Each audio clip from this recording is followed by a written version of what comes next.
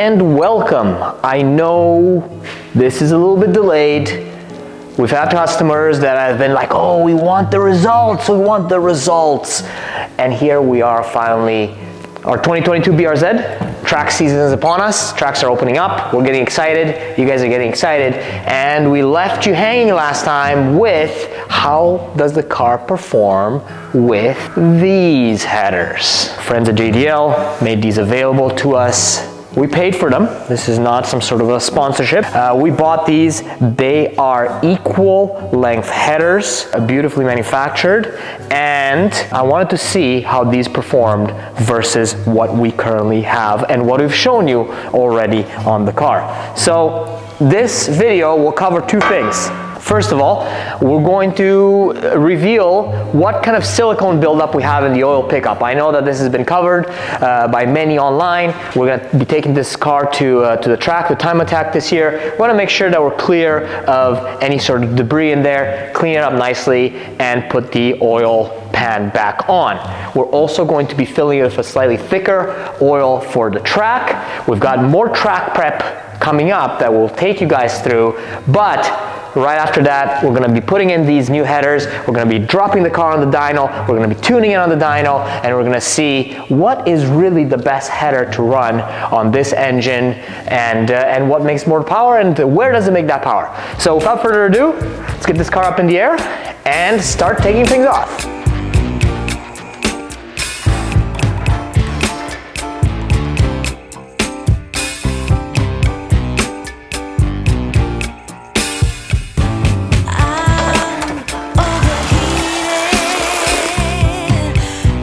Now, what you're looking at, ladies and gentlemen, is our lovely Borla unequal length headers. So these guys are coming off, the oil pan's coming off, and we should be able to do this swap real quick. All right, so I got a new tool in the shop here. Haven't tried these before. They're an inductive nut buster. So apparently, if you got something that's seized, and we haven't had this header on long enough for it to really be seized or anything, but you know, I wanted to see how it works. So let's see about heating this nut up. Oh, this is hot. Oh yeah. Oh yeah, there you go.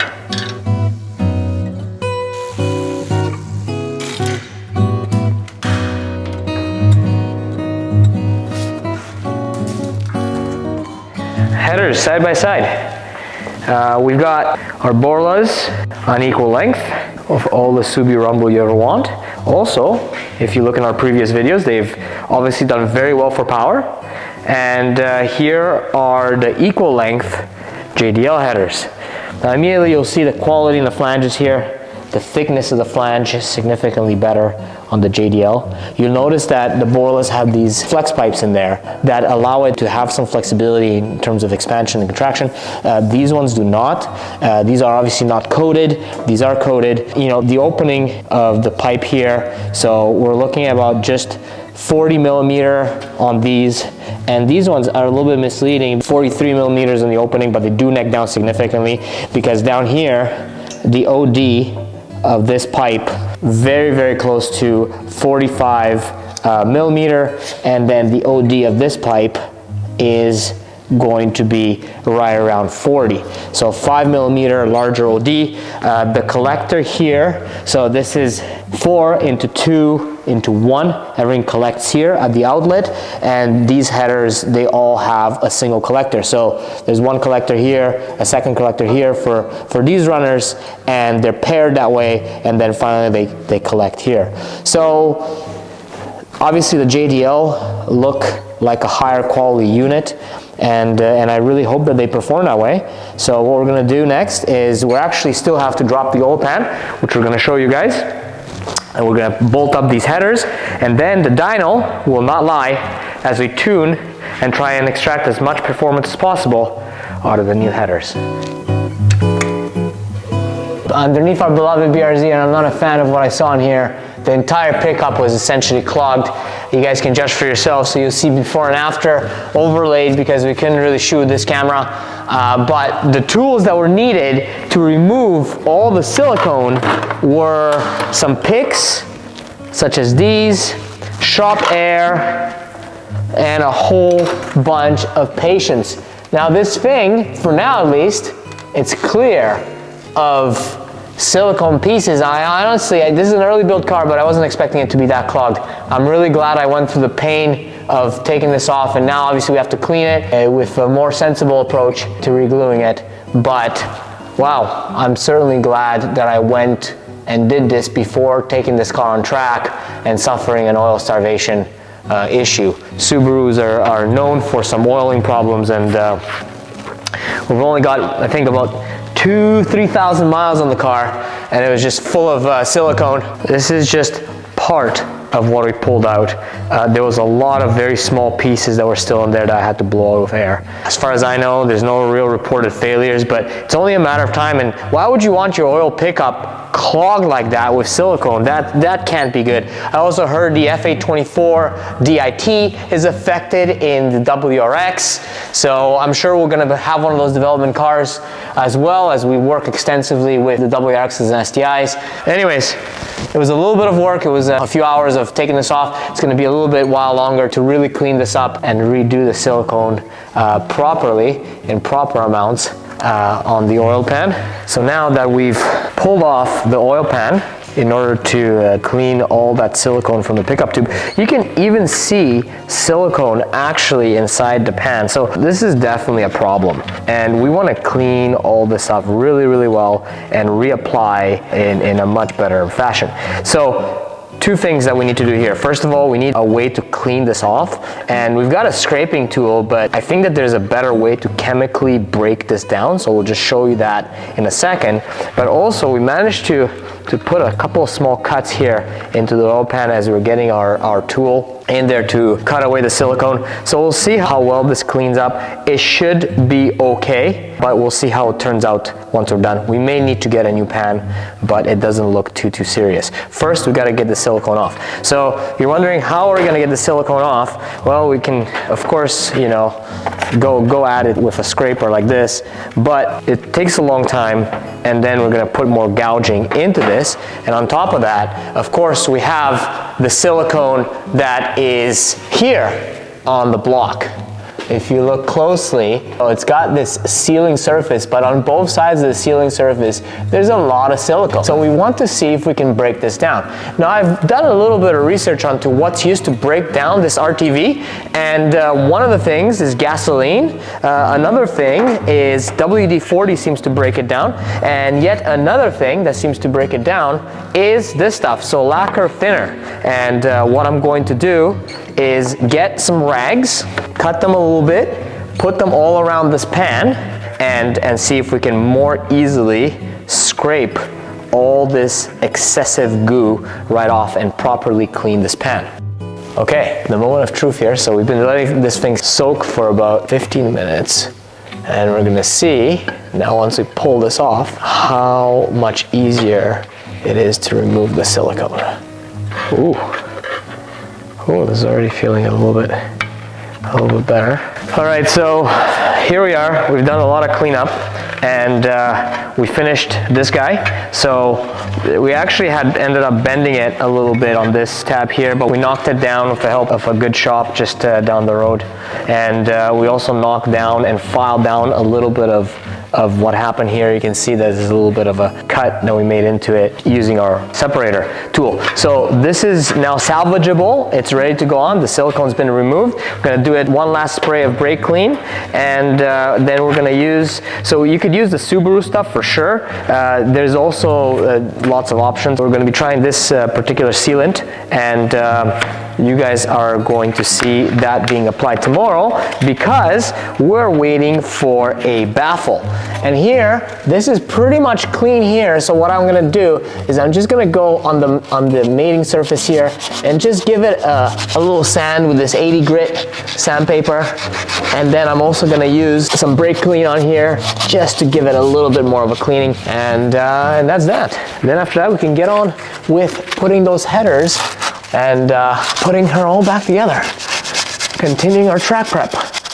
So what we're going to do is we're going to be putting this baffle plate up in here, and what the baffle plate does is it prevents oil from the lower section of the pan under high G forces to slosh and go into the crankcase. So this should maintain more oil at the pickup, and it should prevent oil from getting splashed around, prevent that oil from riding up during track use, which this car will be subjected to. So we're gonna just install this little guy because everything is apart. You'll find this on our website as well, everything that we put on this car, and we test and validate if it is worth the mustard, as they say. This is a nice quality piece. I like the fact that it's just all metal with some louvers. This means that there's nothing that will really fall or break over time inside the oil pan. So we need to remove one bolt to put it in. You gotta be very careful here because you see there's a very little bit of play in the pickup tube, but it is actually bolted on the inside here. So if you do break it or damage it, you're gonna be taking this engine apart a lot more than it is now. So I just want to be careful when doing this. One thing that will seem a little bit unnatural is that this backside will get caught on your oil pickup, and you have to pull the oil pickup down a little bit, which can seem a little unnerving. It was for me, but now that it's gotten past that point, then it's obviously nicely in here, and you just have to locate the hole in the baffle and re-bolt this in. So now the idea here is to avoid doing what has already been done. What that means is avoiding the temptation to over RTV. And if we look at the mounting location, you can see that we can go on the outside of the bolt holes, but then the sealing lip here is just on the inner edge. Feels like I'm baking a cake.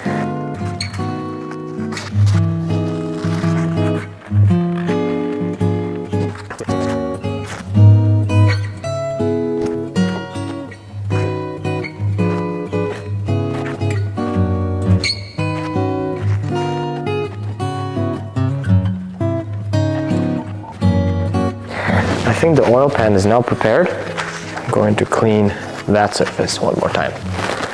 You want your drain back washers nicely in place. The key is to not make a mess at this point because you've gone so far. Absolutely 100% oil free. Okay, it's looking good. So the now baffled oil pan with a clean pickup is now in place. Once you've got these torqued down, then you have to let this thing cure according to whatever RTV you're using, but then we're gonna let it cure for 24 hours. And in the meantime, we're going to bolt up those headers so that we're ready to go on the dyno once we fill it back up with oil and have everything wrapped up. So this is a little bit bigger of a job than expected, simply because of all the cleaning that had to be done, and it almost seems like a requirement on these cars. And if you look carefully here, when we applied the silicone, like there's no like massive squish bead that has just come outside. Okay, that's unnecessary. That's just a machine that has applied way too much. So you don't need a massive goop or layer that eventually breaks free, ends up in your oiling system. I'm going to go from the prescribed, it's on here, 0W20. We're going to run a more viscous oil that is going to be less likely to break down with the temperatures that we see on track, and that is this 5W30. It's a full synthetic, it's Castrol. I recommend going a little bit heavier on the oil when you're going to be tracking the car or subjecting it to sustained high temperature use.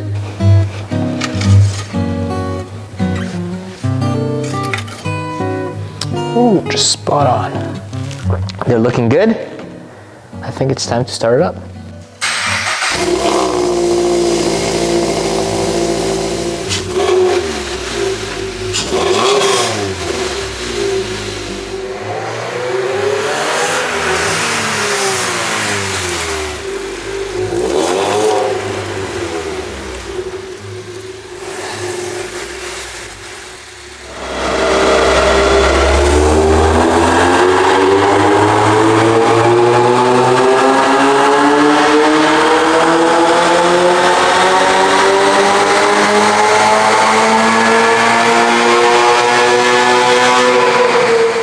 with no other changes to tuning and put the car on the dyno to see just what it'll do. Now what I was expecting to see is a whole bunch of top end gain, and I was definitely expecting to see the torque dip. So the torque dip is back.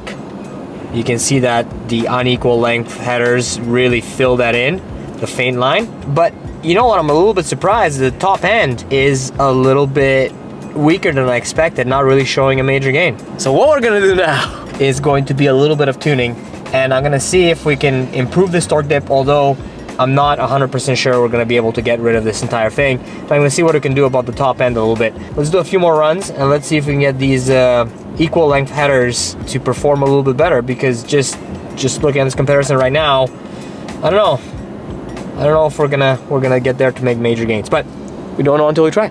So we're in the business of couldn't leave it alone. Actually, we're in the business of determining what makes sense, what makes the most performance, and we just had these JDL headers on the dyno on our Gen 2 BRZ, and the top end was just not where I expected it.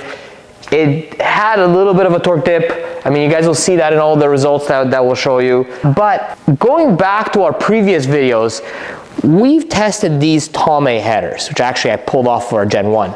And these Tomei headers, they are also, 4 into 2 into 1. You can see that the piping is smaller. You can see that the runners are shorter. They fit a little bit more compactly, but we had them. Let's test them out now with tuning. So I'm about to slap these Tomeis that are designed for a Gen 1 back on this car. We're gonna see whether or not they indeed will outperform these as an equal length header to equal length header comparison. Thankfully, it's really easy to put headers in.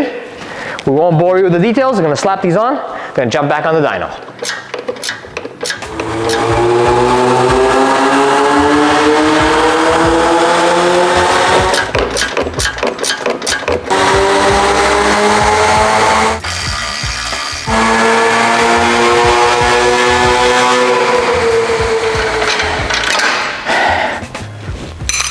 Done. So here we're going to basically take all that we've learned with all the dyno tuning and testing that we've done with the headers on this car and synthesize it for you and highlight some of the strengths and weaknesses of different headers on this particular platform.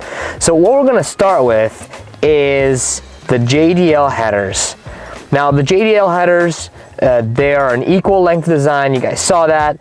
Let's look at some of the features here. So first of all, the top end looks pretty healthy just on its own, and then you've got this torque dip. Now we tuned out a big chunk of the torque dip, but it's still there to some extent. You can see that you just pull out of it and he's got this peak torque that's very characteristic of this and the 2-liter engine with these types of headers. Now this data on its own doesn't tell us much, so I'm going to start overlaying different power curves. You can see how many pulls we did on this car and how much learning we did in doing so. But let me just grab pull from the Borla unequal length headers. First of all, we didn't make any additional power with the equal length JDL headers up top. The slight difference here is just because it knocked a little bit, but otherwise same fuel, same setup, intake, the rest of the exhaust is the same with the Motiv Midpipe and then the Perrin Catback. You can see that there isn't much of a difference here, but there is a difference here where the Borla headers not only match these other headers in the mid-range and up top, but down low, they fill in that torque gap a little bit better. So take that as you will. On this platform, on this particular car, it looks like those unequal length Borlas, not very pretty, not the super construction, but they seem to perform quite well and they sound good. Now let's add another header to the mix. So one other header that we swapped in is the Tomei equal length header, because I wanted to compare it with these other two. So the Tomei equal length header is this dotted line here.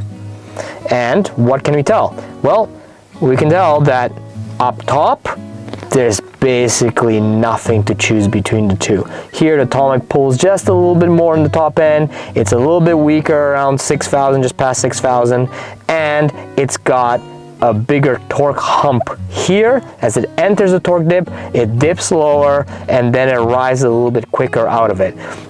So that's what the Tomei dialed in on this car. The Tomei was originally designed for the 2.0, but it just gives you some perspective. So once again, the solid line, JDL, past this point, they're pretty much a wash, and where you're seeing the differences is how deep the Tomei goes into the torque dip. The JDL does a little bit better, and then the Borla is the best. And just because we didn't add enough lines to here, we had a customer bring in Ace headers. So his car had an exhaust. It didn't have a mid-pipe, but it had an exhaust. It had the Ace headers on there, and he had the charcoal filter removed from his intake. So I'm just gonna throw this up there as well, because it was really cool to dial in some Ace headers, and these headers were actually made again for the Gen 1. So we're gonna just drop in here. We can see that the Ace header is actually a little bit stronger in filling in the torque dip than the JDL. And up top, he is a little bit lower on performance there, but it's not the same car. So keep that in mind. He doesn't have the intake that we do, and then he doesn't have the exhaust, so he still has the OEM mid-pipe. So keep that in mind when comparing these two, but it looks like the Ace header does fill in that torque gap nicely. And let's just drop in the Borla headers once again on our car. So you can see that the Borla header, which is this dash line, fills in the torque gap about the same as the Ace header, and then up top, again, our car is just a little bit stronger than that customer car. However, they all perform kind of similarly up here, and then you're playing with this area a lot in terms of which header does best. So we tried to be as scientific as possible about this to help tease out the differences, to help you guys make the best choice. We tune all of these headers, and we can tune whatever setup you guys have on your car. Now we have plenty of experience with several headers, some equal length, some unequal length, and overall it responds a little bit different than the Gen 1. The car makes great power, lots of fun to drive in any configuration. If I were to choose, and what I'm choosing to leave on this car, on our car, is going to be the Borla headers, because they fill in the gap, the torque gap nicely, and there's no penalty in running that unequal length header in the top end. And on top of that, I like the sound. Hopefully this gives you guys some insight. Keep following this build. There's more to come. And yeah, a lot of information all at once. Enjoy. We'll see you on the next one.